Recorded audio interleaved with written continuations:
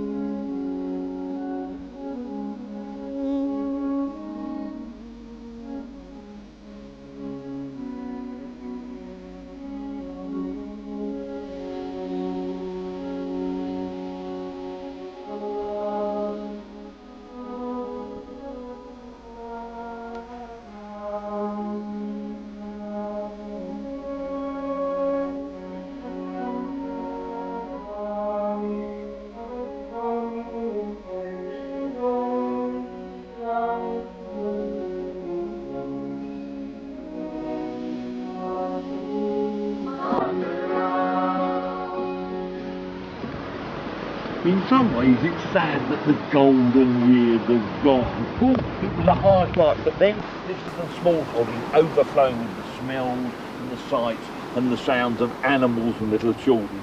Today, oh, it's just one of the ruins, which have become part of this landscape, a reminder of those lifestyles of the past which are never going to return.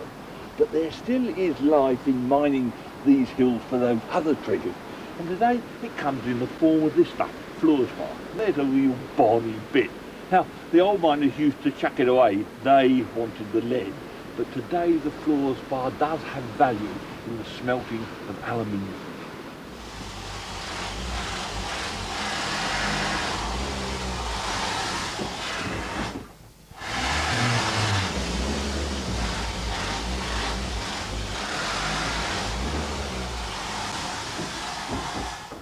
So there's life in God's own country yet. Grove Rake in the heart of Rookett Valley is one of the few remaining working mines, winning fluorspar from deep underground. It's a precarious business though.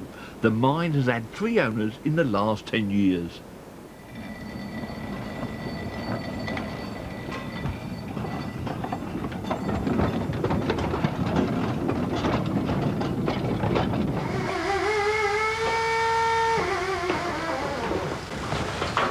Mineral wealth is still torn from the fells.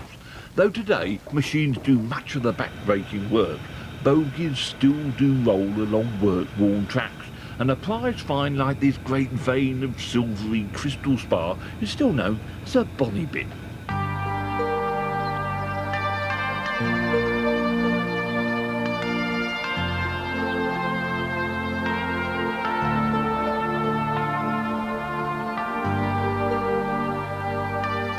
As bonny a bit of landscape as any on earth, but for centuries a very hard-working one. Silver, lead, fluorspar, grey limestone too has been used by man. It shapes not only lives, livelihoods and landscapes, but the buildings of the hills and valleys and the walls which protect and separate field and fell. And even now it gives shape and substance to the economy of the dales.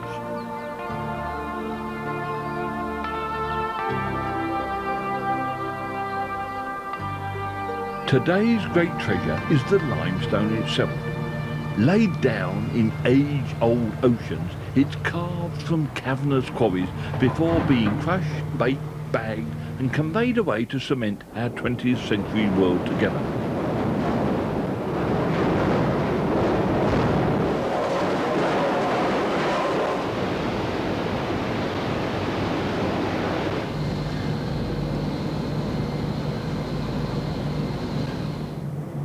Eastgate Quarry in Weardale is the biggest working in the area, an enormous hole in the ground made and managed by Blue Circle Cement, which, with the help of both company and county, is being restored to other uses as the stone is worked out.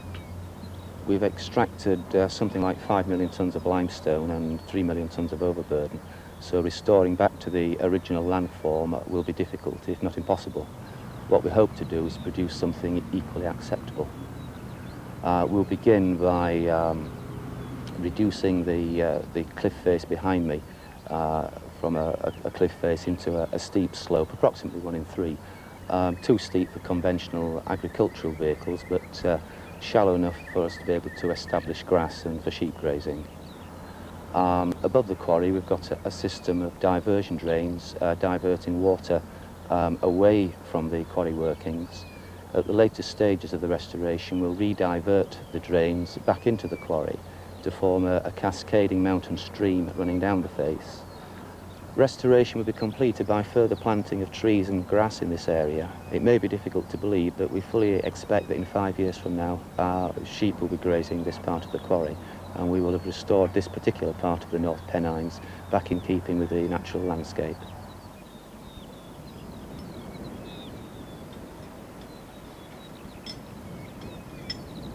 Hello! Bollyhope Burn. Just listen to it, an echo from the past pointing, I believe, to a brighter and more diverse future. Now, this has always been a favourite place with me and my family, especially for those summer birthday parties. You could bring a whole gang down here and they just disappear. There was no need to arrange games and things. The terrain provided them with everything. Wet bits, dry bits, mountains to be climbed, in fact, an adventure playground par excellence, all provided free, gratis and for nothing, and all thanks to the extractive industries. And the same is true right the way up this dale and across the Pennine. Series of quarries and old mine spoil heaps, each with something special to offer. A picnic spot, a nature reserve, a climbing pitch. Now, if all that was provided by accident, just think what we could do with a little bit of forethought and design. A new heritage of green landscapes, recycled from a hard-working past to service a more leisure-based industrial future. Mining, farming, tourism, a trinity of endeavour reaching into the future. And what a lot the area has to offer for anyone who cares to come and pause and read this foundation course of history. Limestone comes in many forms, but none more polished than the black marble from Fosterley, a fitting obituary to past volcanic heat, which not only adorns local churches, but decorates fonts and gravestones across the world, from Australia and India to Durham's own great Castle Church of God, which nestles safe in a crook of the arm of the Silver River itself. Grey, black, silver, red, nature's own palette. The dominant landforms of the western flanks of the North Pennine Fells have their foundations in red sands laid down more than 350 million years ago. It too has been quarried to give form and colour to the little red villages of the Valley of the Eden.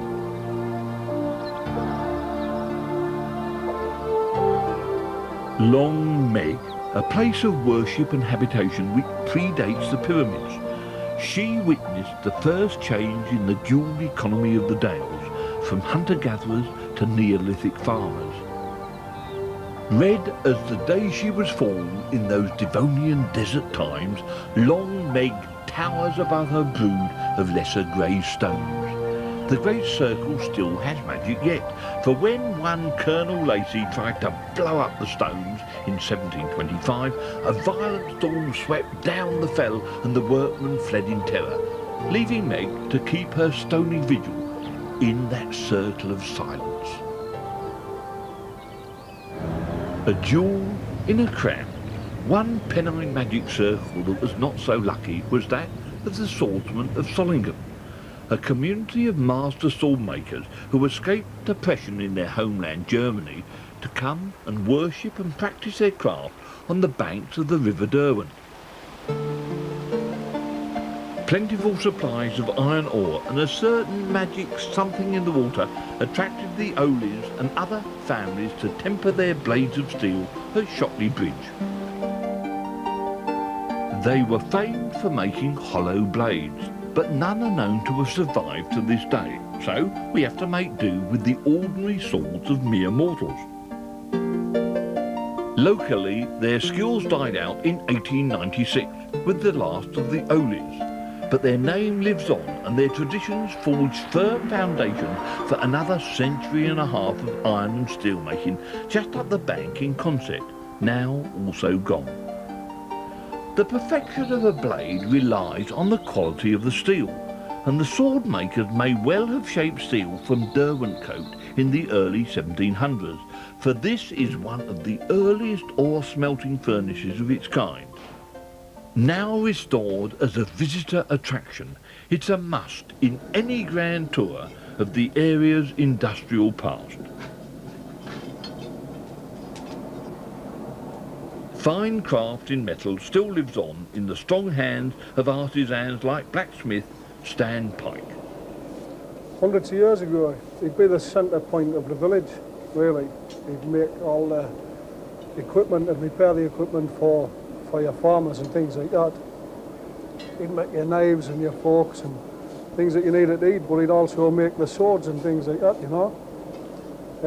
Being the centre point of the village, a lot of people used to get in for the fire, you know, during the winter to get warm and a bit crack and stuff like that, you know. And I have heard tales that he used to extract teeth, you know. Bit of a philosopher, things like that, you know. He was a mainstay for the village life, like.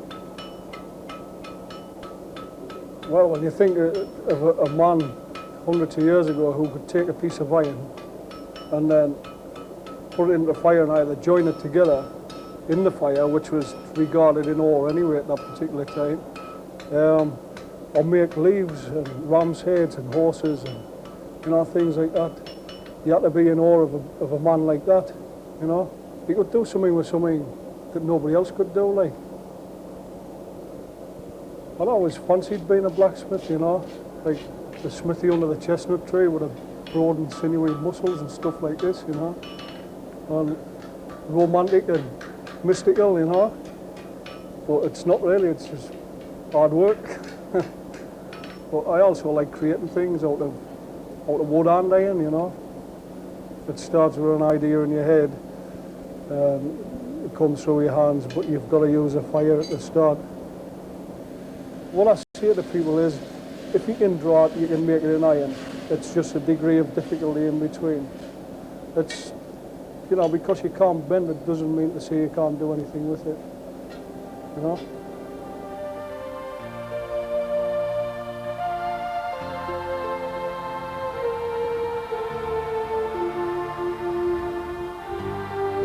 His master's craft is exported north, south, east and west around the world. His market is not jewellery swordsmen, nobles and soldiers, but tourists and dealers. The magic is still in the fire, and that hasn't gone away. In this trade, if you're doing the job right, all you're doing is what's been done for the last 1,000 years, you know. The only thing is we're not doing it in a cave somewhere. We've got electric, you know, and we've got a heater. It's technology's caught up with it, but technology helps reduce the price, you know, which counts a lot at the end of the day. Doesn't make any difference how good you are or how good your work is. If you cannot sell it, you know, you might as well not work.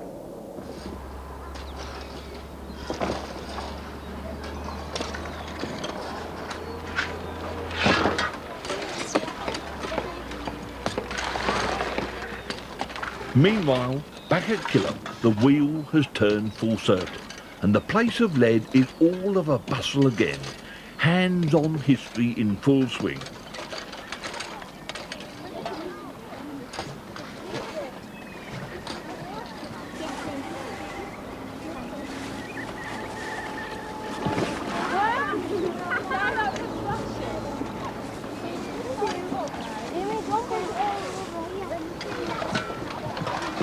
Right, stop everyone, too much noise. Now you've been learning about Killop. What are you actually doing here? We're looking for some lead ore in these rocks, what the 8-year-olds used to do years ago. Okay, so it's been quite good fun here, has it, learning how it was done in the past? Yes. Better than school? Yes. Now, say imagine you lived 100 years ago and you had to do it 6 days a week, would you like to do that? No. 12 hours a day? No. And the sun's shining today, just think freezing cold water in the window. Put your hands in and see how cold it is. Now imagine what it would be like in the middle of winter having to work here for 12 hours, sorting out the ore. I think I'll go back to school, won't you? Yes. Perhaps it's time that all of us took to the school of the Silver Dales in preparation for a very different future. After almost 100 years of standing idle, the great wheel of Killop turns again, this time as a focal point for the attraction of visitors. And any of the 38,000 who came this way this year, who bothered to listen and to read, would have learnt of the dual economy which vitalised this part of the Dale for so many years, an economy based on farming the hills and mining the riches deep in the rocks. And of course, whether they know it or not, they're part of a giant experiment in a new dual economy. Yes, the old ways of farming, but the new gold and silver of tourism. And the only real question is what sort of balance we can meet and how far we can carry the Dale living into the next century and beyond.